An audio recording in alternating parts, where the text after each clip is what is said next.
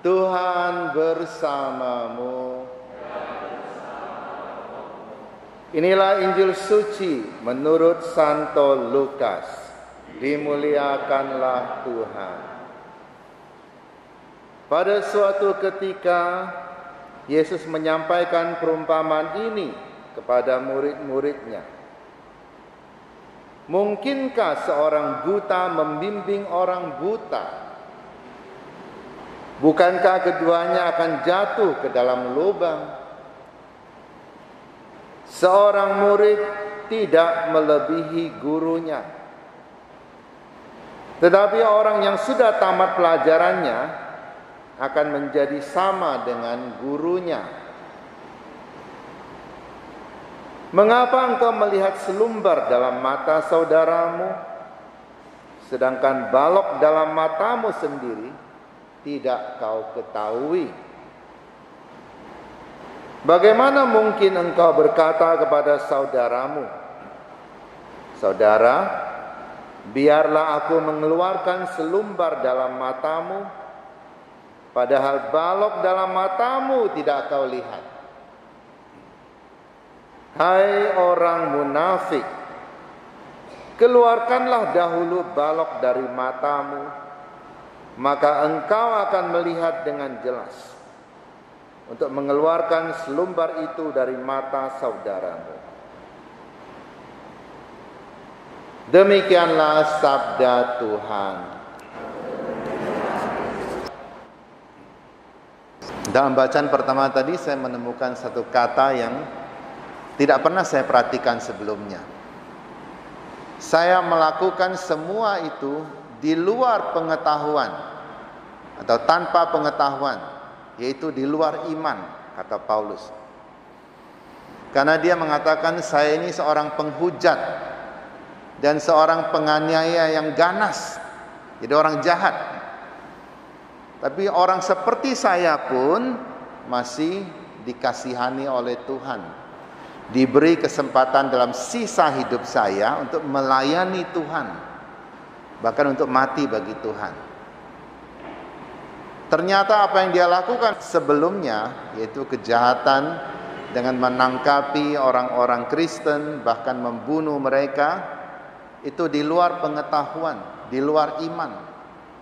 Artinya ketika dia berbuat seperti itu, dia tidak sedang beriman kepada Kristus.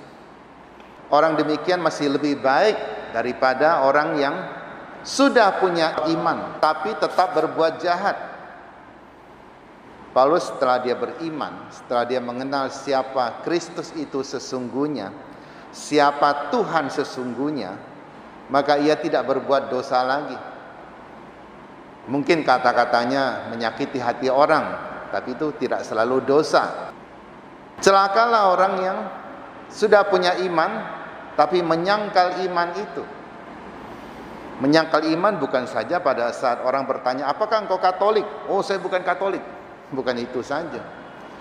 Ketika perbuatan atau cara hidup kita tidak sesuai dengan kekatolikan, maka kita sedang menyangkal iman. Kita punya pengetahuan iman, tetapi hidup di luar itu.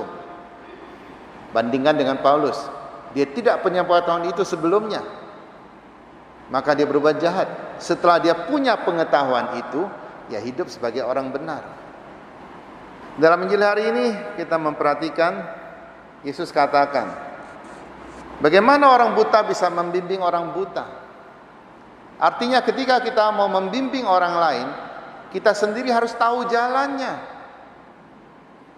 Tapi kita lihat zaman sekarang ini, banyak sekali orang-orang yang mengaku pengajar agama, pemuka agama, justru membimbing orang ke hal-hal yang buruk, ke hal-hal yang anarkis, yang melecehkan agama lain, yang memprovokasi orang supaya berbuat kejahatan dengan alasan sedang membela iman.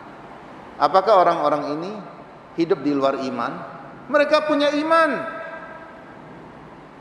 bisa berdoa kok, tapi mereka melakukan hal-hal yang buruk, yang tidak sesuai dengan iman.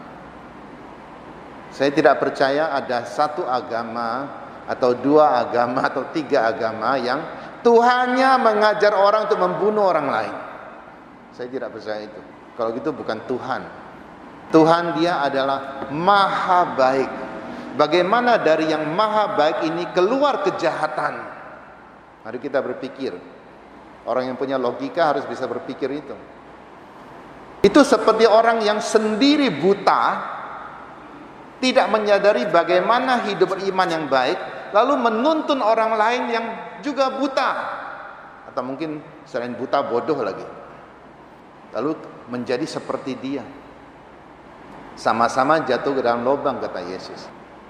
Bagaimana orang bisa melihat kesalahan pada diri orang lain, sendiri hidup belum benar, tidak bisa lihat.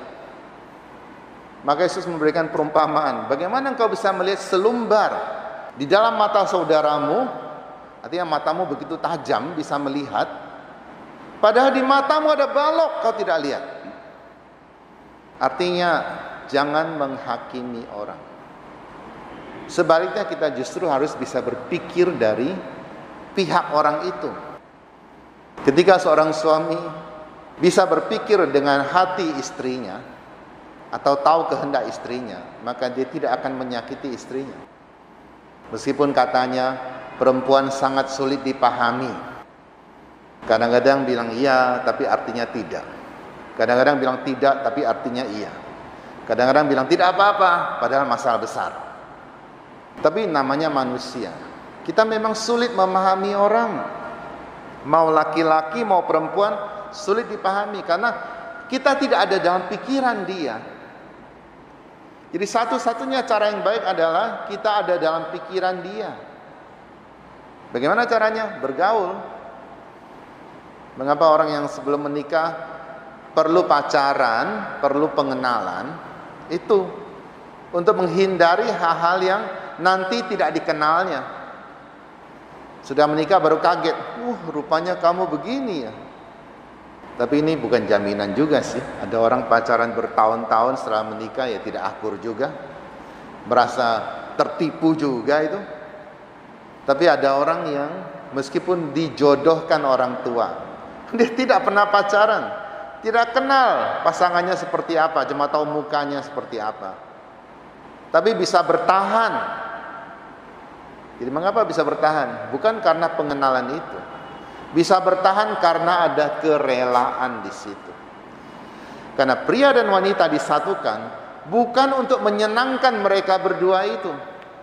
Kalau mereka sudah menikah menikmati hal-hal yang menyenangkan, itu cuma bonus dari pengorbanan mereka. Saya pikir hanya suami istri yang saling berkorban, entah berkorban bagi anaknya atau berkorban bagi pasangannya. Kadang-kadang kepingin bicara tapi dipendam demi kedamaian. Ini berkorban. Kadang-kadang kepingin menghukum pasangan, tapi karena ada kasih dari Kristus memilih mengampuni saja, memberi kesempatan. Ini pengorbanan. Saya pikir hanya dengan pengorbanan seperti itu orang bisa bertahan. Kalau seorang pria dan wanita menikah, masing-masing mau mencari keuntungan, dalam waktu tidak lama kemudian akan bubar ketika keuntungan tidak ditemukan lagi. Tidak setiap hari kita bisa mendapat keuntungan. Memikirkan pikiran orang lain baru kita bisa melayani orang itu. Terkadang kita lebih cenderung memikirkan apa yang kita mau, tapi jarang kita memikirkan bagaimana caranya supaya apa yang kita mau menjadi kenyataan. Supaya orang yang kita tuju itu mau melakukan apa yang kita mau. Ini yang tidak gampang. Di sekolah mungkin tidak diajarkan, tapi di banyak sesi motivasi dan sebagainya itu diajarkan. Ada seorang kehilangan HP. Waktu dia belanja di supermarket kehilangan HP. Artinya dijamret orang lain atau dicuri. Dia panik. Bagaimana ini? Ketemu dengan seorang teman. Temannya katakan, HP-mu hilang, sini saya teleponkan. Lalu temannya itu telepon kan tidak bisa. Pencuri biasanya mematikan HP. Kirim SMS ke HP itu. Beritanya begini. Kakak, Saya tidak sempat bertemu dengan engkau, saya telat datang, mohon maaf. Tapi uangnya sudah saya siapkan. Uang untuk pengobatan ibu ada 10.000. Saya taruh di locker nomor 5. Passwordnya 3838. Cepat ambil ya. Kalau sudah ambil tolong kasih tahu saya. 10 menit kemudian orang itu muncul di situ. Ketangkap sama HP-nya, sama tasnya semua ada. Kenapa orang itu bisa terpanggil untuk datang? Karena yang mengirim SMS ini memikirkan apa yang dia pikirkan. Kalau ada 10.000 dolar ya maksudnya, wah, tidak boleh disia-siakan, harus diambil. Apalagi sudah ada passwordnya. Muncullah dia, ketangkap. Ya, tidak ada uang itu. Itu cerita pertama. Cerita kedua, ada suami yang suka pulang malam, suka kumpul-kumpul dengan temannya dan pulang malam. Istrinya lalu kasih peraturan. Istrinya penegak hukum ya. Pak, kalau jam 11 malam tidak pulang juga saya kunci pintu. Jadi setiap malam jam 11 malam saya kunci pintu. Artinya bukan hanya dengan anak kunci, digembok dari dalam. Artinya kau tidak bisa pulang lagi, tidak bisa masuk ke rumah. 1 minggu aman, suaminya pulang kurang dari jam 11. 1 minggu kemudian tidak mempan lagi, tidak pulang lagi suaminya. Ketika sampai di pintu dan tidak bisa buka pintu, dia sekalian aja tidak pulang.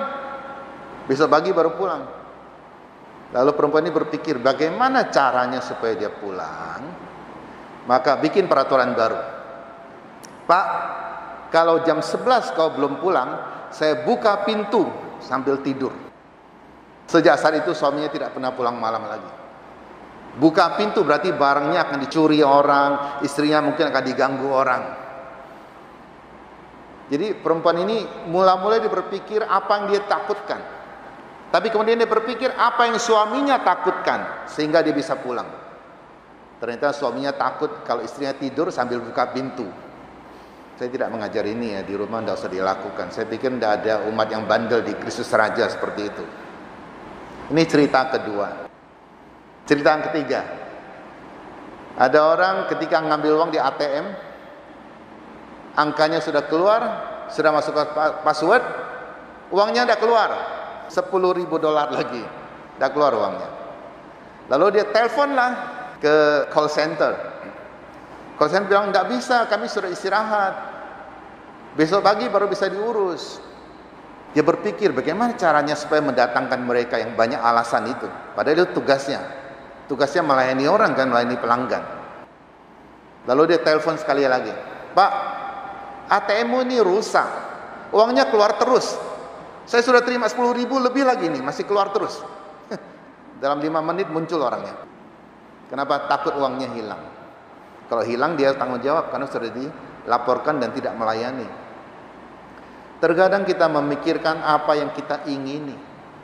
Yesus mengajar kita memikirkan apa yang orang lain ingini. Kalau engkau mau dicintai, cintailah orang. Kalau engkau mau dihormati, hormatilah orang terlebih dahulu.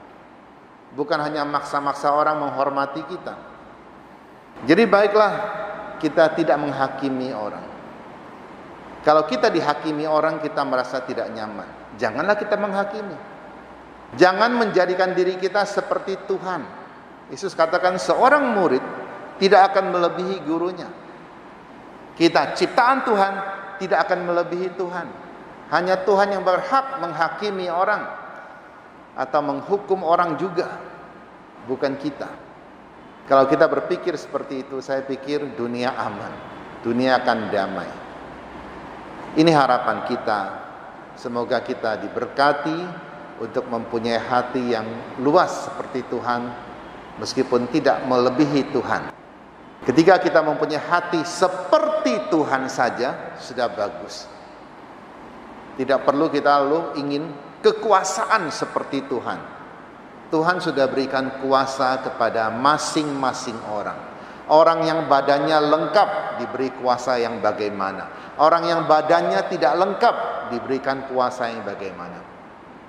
Orang yang mungkin sudah lemah, tidak punya penghasilan lagi, Tuhan pun beri dia kuasa. Jadi tiap orang punya kuasanya masing-masing. tapi jangan kita mengharapkan kita mempunyai kuasa seperti Tuhan. Baik dan belas kasih seperti Tuhan itu sudah sangat bagus. Semoga Tuhan membimbing dan memberkati kita semua. Amin.